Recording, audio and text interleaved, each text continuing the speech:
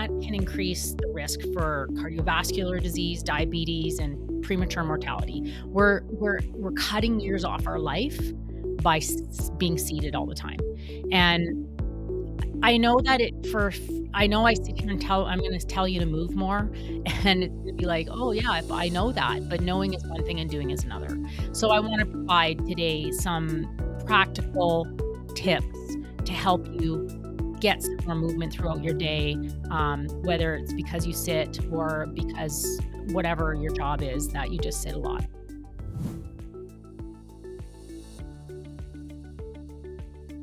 Welcome back, everyone. We are here with another episode of A Plate Full of Insights, hosted by Revive Wellness Radio. I am so excited today to be joined by a super special guest. You've seen me before many times. My name's Brandon. I'm the manager and one of the dietitians here, the team at Revive Wellness. And for the first time on our podcast, I want to introduce Shara. Shara, go and do a little intro. Okay. My name is Shara Vijant. I'm a certified personal trainer. I've been a trainer and strength and conditioning coach for 20 years in the fitness industry. So I've been around training people for very, very long time. Lots of experience.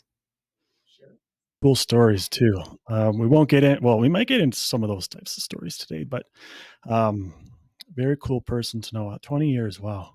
I was 11. Oh, thank you for that. Thank you for making me feel old.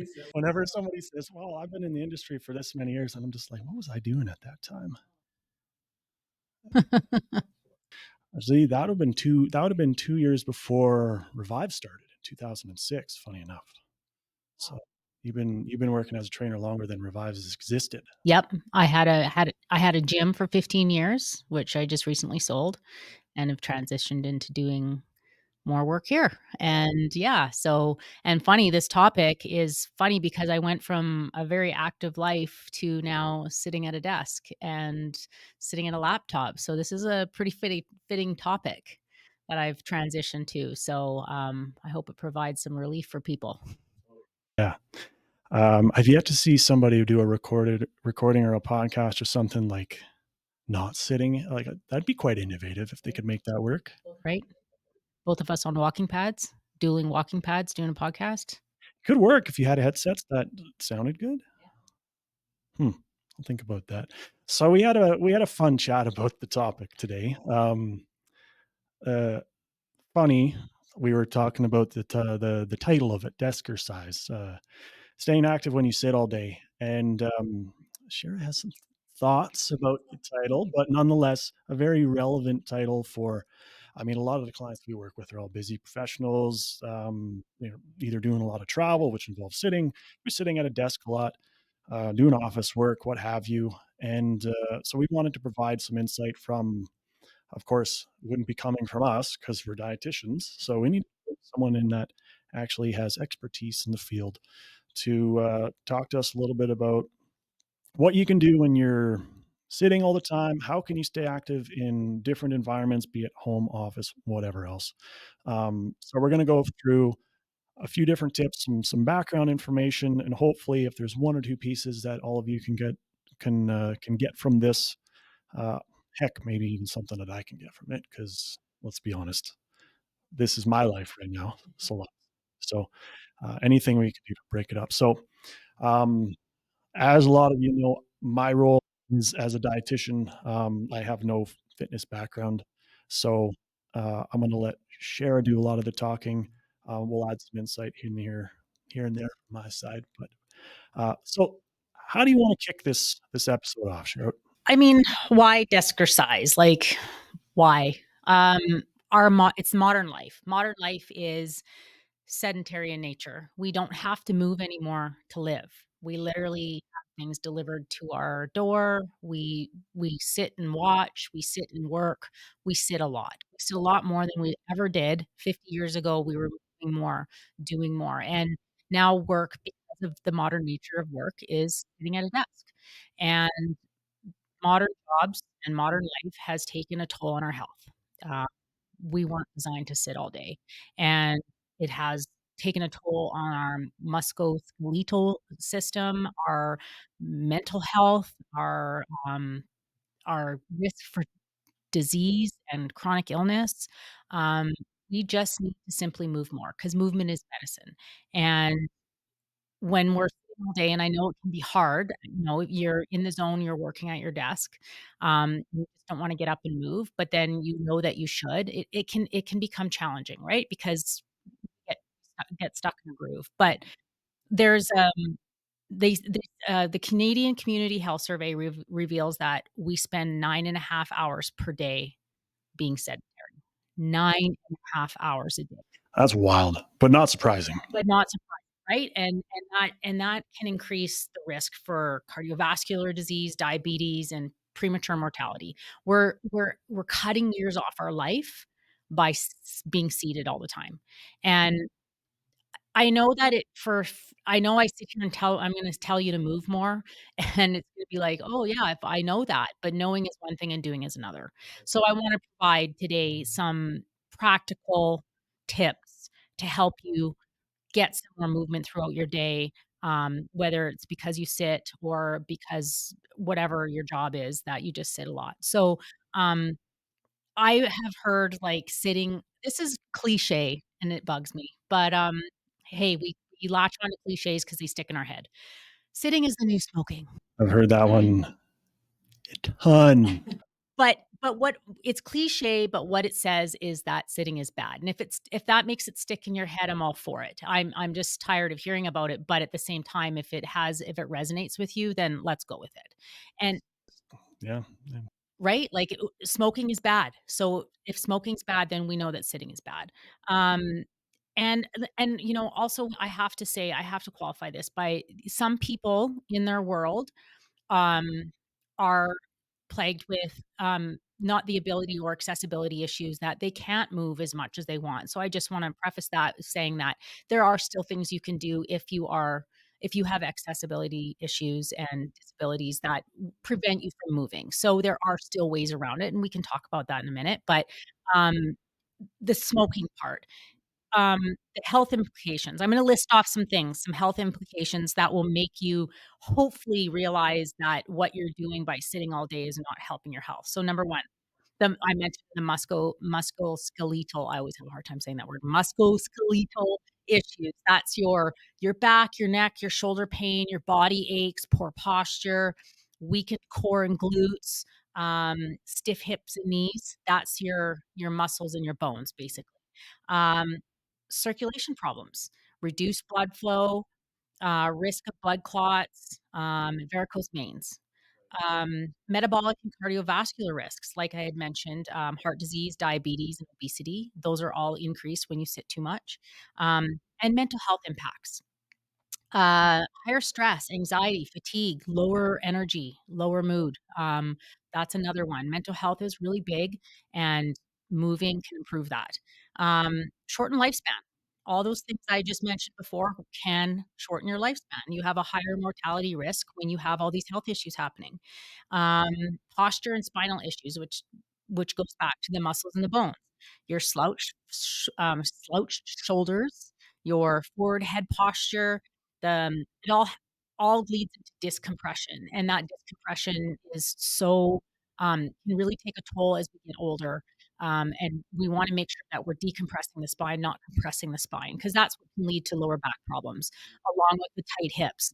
Tight hip in all the 20 years I saw clients, the one thing, that resonated across every single client that I saw was tight hips. Why? Because we're sitting so much.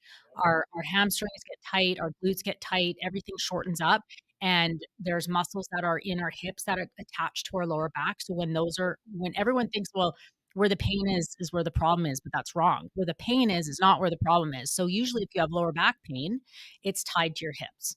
Yanking on it. Yeah, exactly, and that's a generalization, I'm just making it but in the 20 years that I saw people, it was, like, endless tight hips, endless lower back pain, all from lack of movement. The other thing is eye strain and fatigue, you're staring at a screen all day. That's huge. I know, my vision has gotten increasingly worse from staring at a screen all day. Um, and then lifestyle, like, your lifestyle, if you're seated all day, is just leads to simply poor diet, inactivity. You have to there's a saying, you have to move to when you wanna start something to get active, you don't have to feel good to get going, you have to get going to feel good. So, yeah, it's hard to start. So how do you change all this, right? Like, how do you go from sitting all day to all of a sudden moving? It's, like, easier said than done, you know, and, I love the term micro movements or movement snacks. Oh, yeah. Oh, Yes, see relevant terms like this. Yes. yes, the movement snack. So it's like it's not daunting. It doesn't feel like if you're gonna have a snack, it's 5-10 minute movement. And what does that look like? If you're sitting at a desk all day, um, stretching at your desk, like, if I could show you, I would, but obviously moving your neck, rolling your shoulders, rolling your wrists, twisting your spine and your torso, pulling your knees up to your chest one at a time, ankle circles, toe taps, literally sitting in your chair and doing some type of aerobics or whatever you wanna do, right? Anything that makes your body move. Um, Pushing the chair away from the desk for your upper body, arm circles, seated marches, um, breathing. You know what? Breathing is another great one. Um, the diaphragmatic breath is fantastic to help oxygenate your muscles and your brain and get your body feeling more alive, which actually could lead into you leaving your desk, right? Imagine that. Imagine that little segue. But I mean, we want you to get up from your desk. I understand that it's not always possible. Depends on your work environment, depends on where you're at, but if you're seated at your desk, you have to think about, "How can I move being seated?" But now, if I'm allowed to get up from my desk and your boss doesn't chain you there all day, which I hope they don't, because any good boss will understand how allowing their employees to move throughout the day will actually improve productivity and make for a better work environment. I mean, the list goes on and on. That leads into the mental health thing. Nobody ever felt worse from moving their body, right? Like, right? Like, nobody ever went for a walk and said, "Wow, I feel horrible." Just feel like absolute crap. Yeah. Right? So, I mean, there's huge benefit to this, and so if you're able to walk away from your desk and you wanna start adding more movement into your day, which is physical activity. So, there's a difference between physical activity and exercise. Exercise is planned, structured, and geared towards a specific fitness goal, being like lifting weights to get stronger, running to improve cardiovascular and lung health.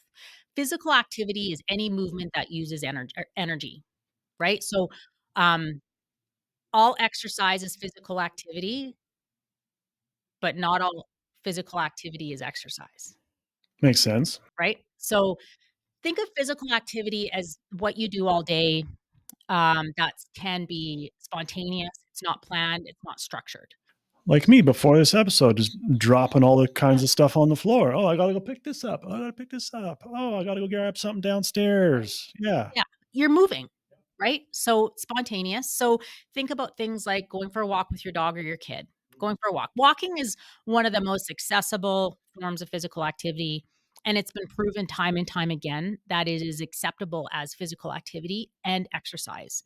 Not just for mental health, but for your body, your physical health as well. There are people that have walked their way to health just walking. I mean, if we think back 100 years ago, we didn't have, the tools that we do today to improve health, but a lot of people just walked. They were just more active. They simply were just more active. And they didn't deal with a lot of the health conditions we do today because they were simply more active. So things in your everyday that you can improve or add more physical activity is parking farther away wherever you go. Grocery store, I I always park as far away as I can, and then I come out of the store and someone's parked right next to me. Like, what is up? Yeah. I do that so that we don't get dinged to doors, Well, but it does the same thing. And you're absolutely right. It happens all the time. All the time. I'm like, "I wanna be alone over here in the parking lot," and here you are parking right next to me. But you had an impact on somebody who else also parked far away. Oh, fair, fair. I never thought of it that way. So then I inspired someone to park far away to get those steps in, right? Um, Changing the way you commute to work. I mean, okay, we live here in Edmonton, and it's not always a biking weather type of a thing, but what biking, walking, even if you have to commute far and thinking about driving half the way and then taking transit, so that you have to walk the rest of the way, right? There's ways that you can add more movement there by just simply walking, biking, or, walking to work. That's easy. Household chores. Do you have that basement you've been meaning to clean out? Absolutely.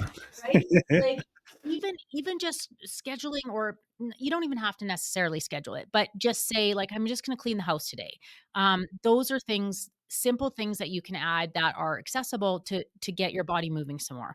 Clean out the basement, clean out that spare room, go help a friend, go help a senior, go help someone that's been needing help, go shovel someone else's driveway, shovel your own, and then go shovel someone else's, right? Gardening, when it's summer, gardening's a great one. Not only is that good for moving your body, it's also great for your mental health, right? Taking the stairs instead of the elevator. Every chance you get, take the stairs. So, not only when you're moving more that you're, expending energy and whatnot, but you're also keeping your body mobile and in shape, right? So you're not withering away into a chair and causing more issues. So every time you take a step up a stair, just you're getting a little bit stronger, or maintaining where you're at least. You're not going backwards. Um, Basically any movement throughout the day that doesn't involve sitting is great. One of the things I see a lot more of these days, at work, is, standing desks, right? At work or home, because a lot of people are working from home right now. And listen, working from home is fantastic because you have more flexibility to get in those movement snacks, right? You can clock out and say, "I need to move my body. It's time to move," right? So you can have the standing desk, but you know what I'm seeing a lot of? Walking pads. Oh, yeah. Yep. So walking pads are basically a mini treadmill. They're not very expensive. I've seen them as low as $200. They are a great way for you to and they're mobile, they're not very heavy. I have one. I just finally put a desk around it, so now I'm doing the walking and the working, and it's a game changer. Because I in the winter, so in the summer, I'm a bit huge walker, but I won't walk in the winter because it's just not my jam, so I know that I gotta keep active, so walking on the walking pad has been huge. Um, you can walk while you watch TV, you can walk while you work, so walking pad is in terms of fitness equipment, I would say one of the lower cost, like, it's cheaper than a $6,000 treadmill. Like, you can get it on Amazon for 200 bucks, and it can change things for you. And at work, like I said, the standing desk, but if we're gonna now talk about, so that's a tool to help you. Another tool to help you with movement is all the fantastic apps there are out there. So, Apple Watch or whatever kind of watch, like, whatever type of tech you have, you don't necessarily need it, but setting a timer if you're at a desk all day or in an office, setting a timer, having the rule of trying to get 5 to 10 minutes of movement for every hour that you sit, and we can use your technology to set a timer to remind you to get up from your desk, whether that's walking to the water cooler, walking to the bathroom, back and forth for 5 minutes, doing some stretches. It'll be a game changer. You will feel better. I guarantee it.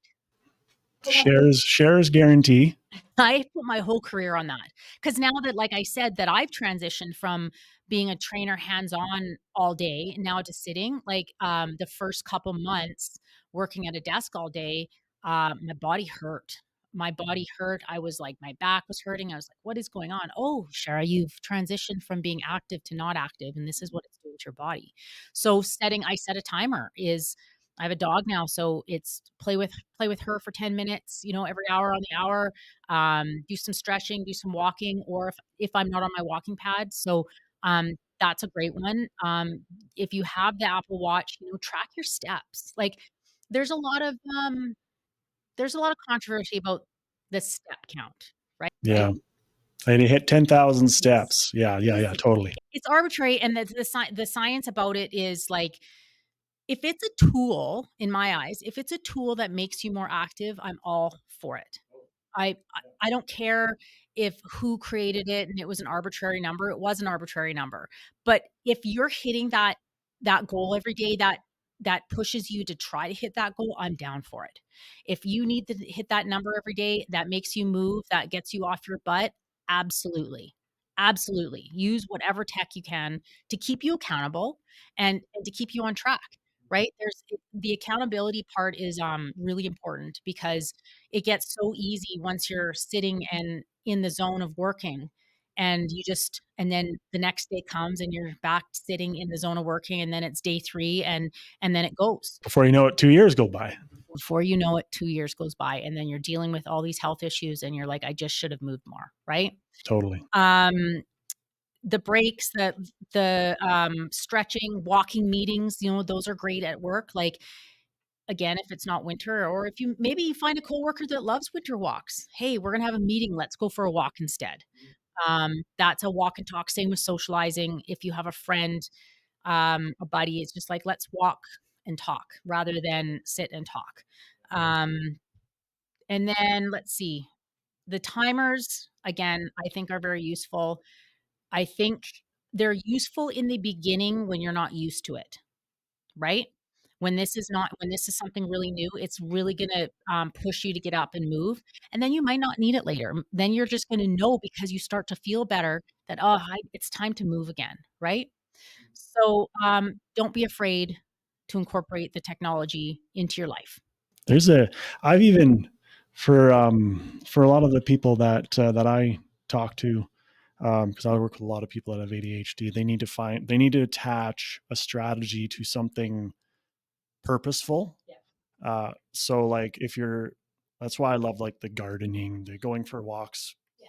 with people, finding a way to stack it on top of something else. Funny actually, one thing that I found is sitting at a desk if you're in virtual meetings a lot, and if there's no way to like while you're in a meeting to get up and go somewhere and do a thing, whatever that may be, um, wireless headsets, because then you can get up out of your desk, do whatever the heck you want.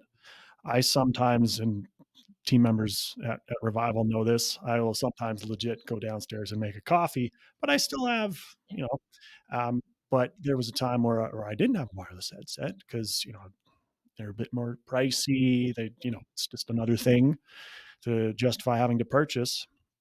Much like any other tool, if it allows you or at least decreases the friction of doing the thing, uh, on my step count, man, I'm not going to get like 3,000 more steps by having a wireless headset, but we'll get up more. I'm all for those types of tools and recognizing what you need. To help you get more active and move more. That's like, what do I need here? Am I a person that needs to be prodded? Am I a person that needs to be disconnected? How like, you have to identify what you need to get your body moving, and that also includes identifying what you would enjoy to get your body moving, right? It could be very of course, it can be arbitrary. I can sit here and tell you to get up off your desk and stretch. Are you gonna do it? If you're not a stretcher or a mover, no, at first it's not gonna be something that you wanna do. So then let's identify something that you will do that will make you move more. Um, that's part of going inward and saying, "What do I enjoy?" Like I just said, I don't enjoy walking in the winter. I won't do it. So what do I have to do? I have to figure out another strategy, and that's because I know how important it is that I move my body, so it's just like I pivot. And I've said this a lot that there's a season for everything. Um, and sometimes in our journeys of life, when it comes to activity and exercise, we go through seasons of enjoying something and liking it and then not liking it and then coming back to it. So it's not my season for walking right now, but I'll get back to it in the spring. And that's okay because that's life. We have to stop getting in our head about it being so rigid and structured that we forget to enjoy it. That movement can be enjoyed. You can enjoy it. And you just gotta find what works for you. So, there is a place in Edmonton that, it's they're active games called Activate. right? It's so much fun. It's a game. It's an active game. I went there, I was hooked right away. And that's like, if that's what you enjoy and that gets you off your butt, do it, right? Like, physical activity can also be leisure sports or recreation sports, pickleball, badminton, table tennis. You're talking about getting a table tennis here at work, right? Like a 10-minute quick break with a coworker to refresh your body and refresh your brain. It's fantastic. So you have to find the little things that actually bring you joy, because if you don't, you will not stick to it. Like, you will feel better after you do it, and then you will stick to it because you feel better, but first you gotta find the thing you like, and then go with it that way. Otherwise, you're not gonna stick to it. But I'm gonna sit here and tell you all the things you can do, but you have to find the thing that you know you will do consistently. It's like me telling everybody to like eat broccoli. Yeah. If you tell somebody to eat broccoli and they hate broccoli, guess what's going to happen? They're not going to eat the broccoli. Exactly, exactly. There's only dozens, hundreds, thousands of foods to try. And that's the same with movement. There's so many options out there. I wish people would, it's easy to get stuck with in the box and thinking it has to look a certain way. And that brings me back. This brings me to the next one, which is like bust and miss. Like, how am I going to look doing this at work? Oh, yes. Right? Yep. Hmm. I'm going to look silly at work. Well, you know what? I don't think you will, because we are in an age of health and wellness. I feel that maybe you doing it will inspire someone else. Or maybe you get an office buddy that you meet up with every hour to move and stretch and chat, right? Um, I don't think it would get the looks that everybody thinks. But we are, in a world where we're very concerned about what people will think sometimes, and how we look. And if that is your thing, then you have to find a way to do it outside of work to get your body moving, or go to the bathroom. Go to the bathroom and do your stretches if that's what you have to do, right? Like, you find a way. If it's important to you enough, you will find a way to get it done. And then there's the myth of it's not enough to make a difference. I love that fallacy. Oh, it's not enough. Like, it's only 5 minutes. Well, it's 5 more minutes than you did before, right? It all adds up. The research behind small movements is that you can improve your circulation, you can reduce inflammation, and you can combat some of the negative effects of sitting. Um, there's tons of research out there that has come forth and said just getting up and moving for 5 to 10 minutes, those movement snacks, has a benefit. I wouldn't sit here and tell you it did if it didn't, because and being in this industry for this long, now, and I'm living it. I'm living the desk life. Um, I had said before to a colleague that I was like, "Wow, now I know where all those tight hips were coming from." I knew, but now I'm living it. So now it's like it's a lived experience, and I wouldn't sit here and tell you that this stuff, would work if it didn't.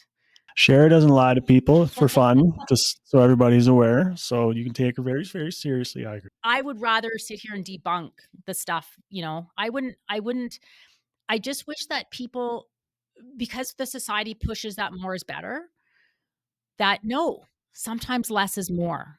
I would rather see you do 5-minute movement snacks throughout the day than nothing at all. And then check off the box in your head that said, "I moved." And then at the end of the day, when you sit there and you think, "Wow, I moved for a total of 45 minutes today. I took 9 movement snacks. I did 45 minutes of movement today." And how does that look? That it's You're gonna feel so much better. There's just the science is there, and I can't stress enough that you can't worry about what others think, because that's gonna stop you from getting fitter and healthier and feel better. Potential other area, if you're running into those barriers all the time, then that's even an area to explore too. And obviously, Yeah. we don't have the expertise to go into the deep psychology components of that. But if I've talked to people like some of my clients, like they're running into that barrier, and it's like no matter what, they're always running into something that's like a self-image type thing or a insecurity of some sort. It's like, okay, well, if that's what you're fighting against, perhaps explore that, and then come back and see if you can make more success happen. Yeah, there's always gonna be a barrier in everything we do in life, there's a barrier, I'm sure, with the clients with certain foods, right? Like, there's always gonna be a barrier there, and we have to choose our obstacle and then choose we have to adapt and overcome. So how am I gonna adapt and overcome to the sitting all day?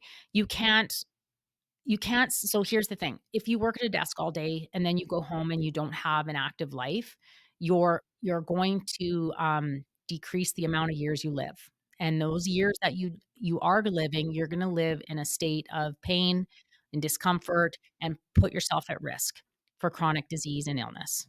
So then that becomes the barrier. So choose your barrier. Do you want a mountain to climb later, or do you want a little hurdle now? 1,000%. So choose your barrier. And the barriers that you have now, I can tell you, are way less than having to deal with chronic disease and illness. And then, it doesn't matter how old you are. I don't care if you're a 6-year-old just starting to exercise now, you can make change and you can move, and it's never too late to start. You can be someone that's worked in an office for 25 years and just started in the office with the same people, all of a sudden everyone's watching you get up off your desk every day and start to move. You can be that person. It's never too late to start. Being a disruptor is fun. It is, right? I feel that way too. Like I love that. I love seeing change in people, especially after so many years of being stuck.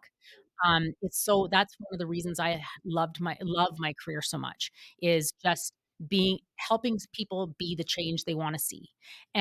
And you don't have to be so barrier th choose your barrier, overcome it, figure out a strategy. So what is my barrier here? If my barrier is I don't wanna look stupid in the office, well, then go to the bath or do it after work.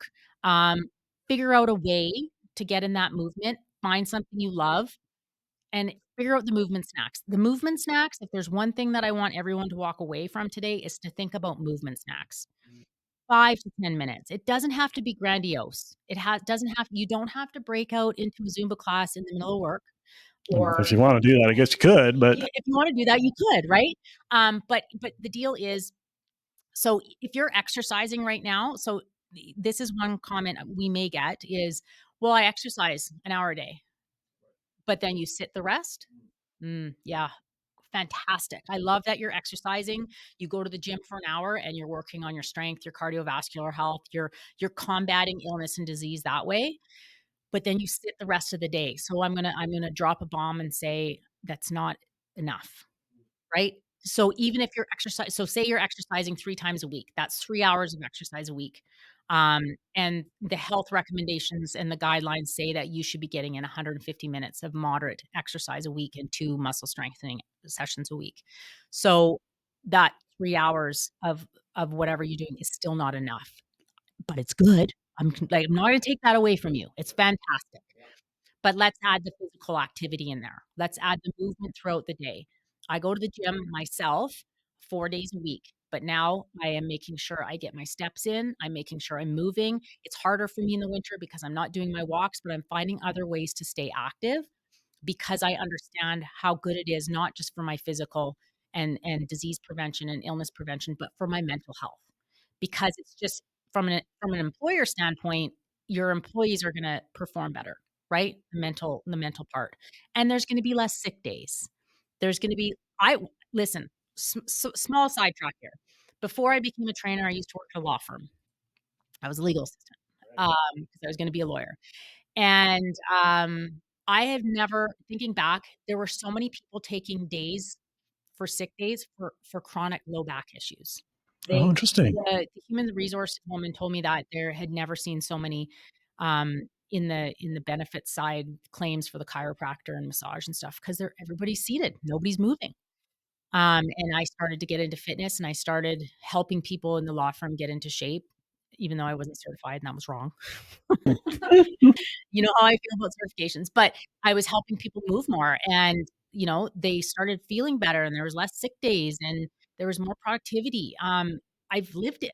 I've lived it and I've seen it. So, yes, the exercise is fantastic, but please add more movement throughout the day.